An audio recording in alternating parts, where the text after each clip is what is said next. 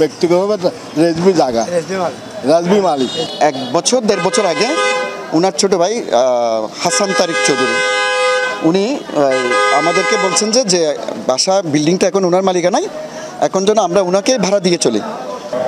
এটা দারোয়ান আরোগ্য আসলে বেশ সমীর বউ এবারে যখন সুরিমের গিয়ে তখন আগে সানগাবাসী তো নাই আসি আই ওর বদলে ডিউটি করি বেলায় আরো ওনারা গিয়ে আইডি কার্ড দেন আজ কি আইডি কার্ড কিনলে দিয়ে মনে তাকে যার জমিদার আছে তার এখন নাই আই মালিক।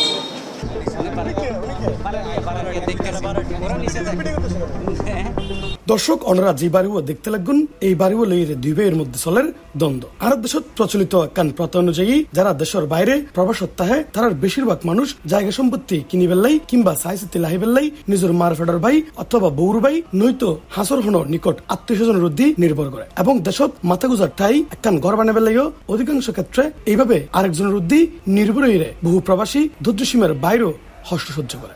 একখান সময় যাই আপন মানুষ শুনি তার ফরজগি। এখন যে গল্প ওনারা শুনতে যেতে লাগবেন ইবো প্রায় তেমনি।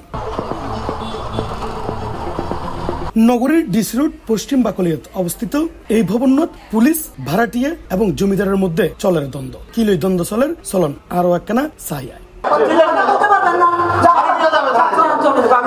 আমরা জানি না কিন্তু এটা ব্যক্তিগতভাবে রেজবি জায়গা রাজবি মালিক এবং কেউ যদি মালিকা দাবি করে সেটা অন্যায়, সেটা আইনগত আইন বহির্ভূত।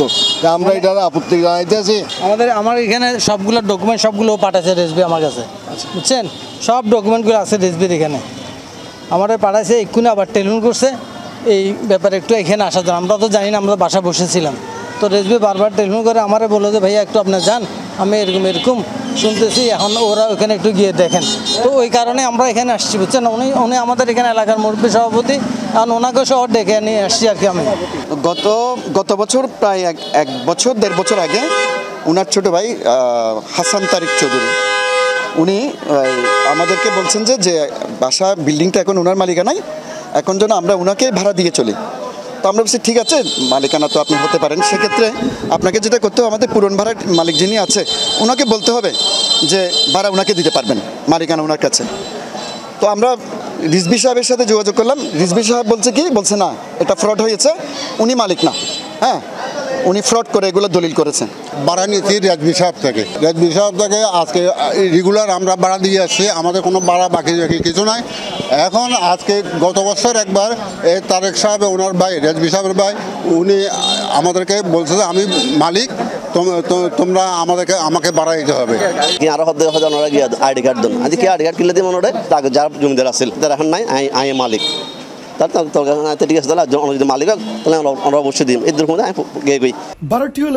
দীর্ঘদিন ধরে বাসা ভাড়া দিয়ে আমেরিকান প্রবাসী হাসান রিজভি চৌধুরী হঠাৎ করে তার ছোট ভাই হাসান তারেক চৌধুরী বারা তারে দেওয়ার নির্দেশ দিলি বাদে গন্ডগোল। আমেরিকান প্রবাসী হাসান রিজভি হর ছোট ভাইয়ের বিশ্বাস করি এটা ত্যাগতেন দিয়ে বুলগুজ্জি, তাই এখন দখলর চেষ্টা করে।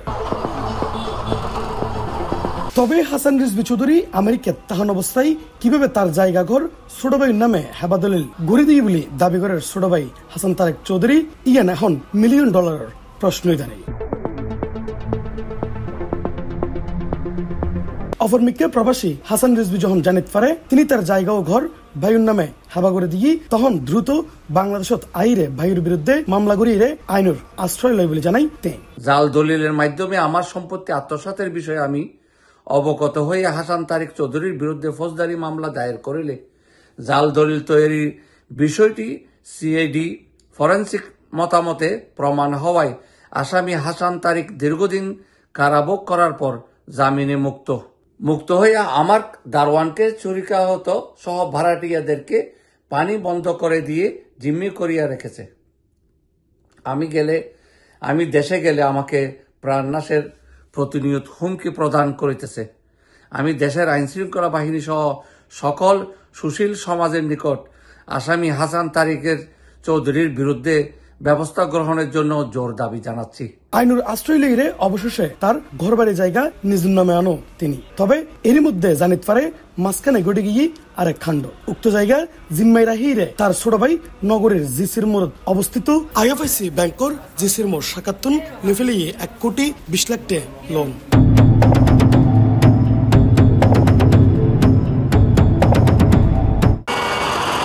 যেটা দেশের হন ছোট ছোট উদ্যোক্তা লাখটিয়ে লোন লইতে চাইলি ব্যাংক কর্তৃপক্ষ জন্মতুন বর্তমান পর্যন্ত ব্যাংক কিছু চেক করে নফারাতে একেবারে ডিএনএও যাচাই করতু এটা আবার বোধ ব্যাংক করতুন বিনা দলিলে টেঁ লই যাওয়ার ঘটনা ঘটে এই দেশত আবার বোধকেই ভুয়ো দলিল দিয়েও লেজার গই টেঁ তখন ব্যাংক কিভাবে তারা লোন দিয়ে সহযোগিতা করে তাও আমরা নজানি তবে আইএফআইসি ব্যাংক কিভাবে তিনি লোন লেগি তা জানি বেললাই উক্ত শাখার যাই যোগাযোগ করলেও এইসব লইরে হনরহম মন্তব্য করতে অপারগতা জানাই ব্যাংক কর্মকর্তা উক্ত জায়গা এবং ঘর বন্ধক দিয়ে যে ব্যাংক লোন লওয়াই এই লোনের বিষয়ে এরা হাত হয়ে বেলায় আসছিলাম আইএফআইসি ব্যাংকর জিসির মোড় শাখাত তবে একাধিকবার আইলেও তারা হনরের মেয়ে হত হতে রাজি নয় গণমাধ্যম যে কারণে তারার মুখত্তন হনরের মেয়ে উত্তর বাইর করে হনরের আরা ফোনে না পারে তবে কাগজ হলমে আছে এই ব্যাংকত্তন খুদুনটে দেই লোন লই ছোট ভাইয়ের বিরুদ্ধে বড় ভাইয়ের এত বড় অভিযোগের বিষয়ে ছোট ভাই হাসান তারেক চৌধুরীর লয় হত হইতাম চাইলি তাই ক্যামেরার সামনে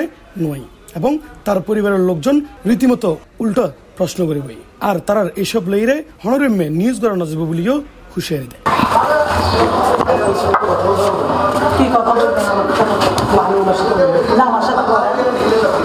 আপনারা কেন কি সাংবাদিক কেন সাংবাদিকের কি দরকার আছে এখানে কথা শুরুই তো করলাম না মিডিয়া করতে পারবেন না নালে করে যাও এটা আমাদের ঘরোয়া ব্যাপার আপনি এখন এটা আমাদের ফ্যামিলি ব্যাপার আমাদের ফ্যামিলি ব্যাপার এটা ফ্যামিলি কথা বলতে আসছি না কথা বলি না এটা আমাদের ফ্যামিলি ব্যাপার কথা বলতে আসছি কেন ফ্যামিলি এটা আমাদের ফ্যামিলি ব্যাপার কেন জবাব দিবেন না আপনি রিপোর্ট এইভাবে করতে প্লিজ ভাই চলে যান আমরা একটা ফ্যামিলি এটা ফ্যামিলি ওকে ওকে হ্যাঁ জায়গার মালিক খন ইয়ান আসলে নির্ধারণ করিব আদালত তবে এরই মধ্যে জাল জালিয়াতির মামলায় অভিযুক্ত হাসান তারেক কারাভোগ গর্গি বলেও জানাই বাদী পক্ষর আইনজীবী হাসান রেজভী চৌধুরী বাদী পক্ষে তার আপন ছোট ভাই তারেক চৌধুরীর বিরুদ্ধে মামলা করেছি তারেক চৌধুরী তার আপন ভাই তাকে ওইখানে ঘরে শুধু পাহারাদার হিসেবে রেখেছে হাসান তারেক চৌধুরী আমার বাদীর বর্তমানে ওইখানে নিজে একটা হেবা দলিল করেছে সেটা ভুয়া হেবা দলিল এটা ব্যবহার করে আইএফআইসি ব্যাংকে